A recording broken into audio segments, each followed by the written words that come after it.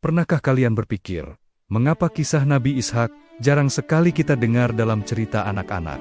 Padahal beliau adalah putra Nabi Ibrahim dan ayah dari Nabi Yakub. Apakah kisah beliau tidak cukup menarik?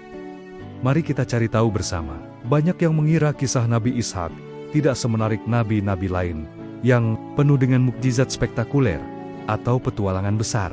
Kisah Nabi Musa membelah lautan, Nabi Sulaiman berbicara dengan hewan, atau Nabi Yunus di dalam perut ikan paus, semuanya terdengar luar biasa. Sementara itu, narasi tentang Nabi Ishak dalam kitab suci memang lebih singkat.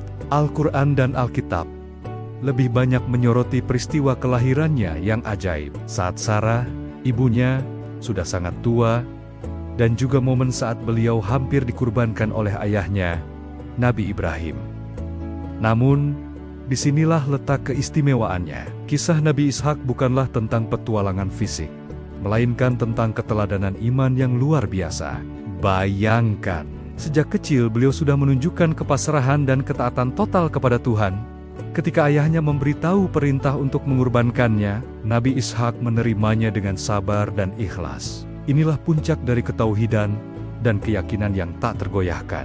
Fokus utama dari kisah beliau adalah warisan spiritual yang diturunkannya. Dari Nabi Ishak, lahirlah Nabi Yakub, dan kemudian Bani Israel yang melahirkan banyak nabi setelahnya. Beliau adalah mata rantai emas dalam silsilah kenabian. Kehidupannya yang damai di Palestina, penuh dengan kesabaran, doa, dan pengabdian, adalah pelajaran berharga tentang bagaimana iman yang kokoh tidak selalu harus dibuktikan dengan keajaiban besar, tetapi bisa terpancar dari kehidupan sehari-hari yang penuh ketakwaan.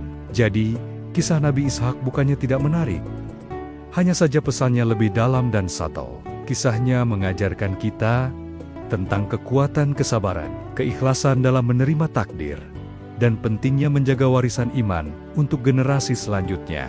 Pelajaran dari Nabi Ishak sangat relevan untuk kita semua, terutama dalam membangun karakter yang kuat sejak dini. Mari kita sebarkan kembali kisah para nabi yang mungkin sedikit terlupakan, seperti Nabi Ishak, karena di dalam setiap kisah mereka ada mutiara hikmah yang menanti untuk kita temukan. Terima kasih sudah menonton. Jangan lupa untuk like, komen, dan subscribe agar kita bisa terus belajar bersama. Sampai jumpa di video selanjutnya.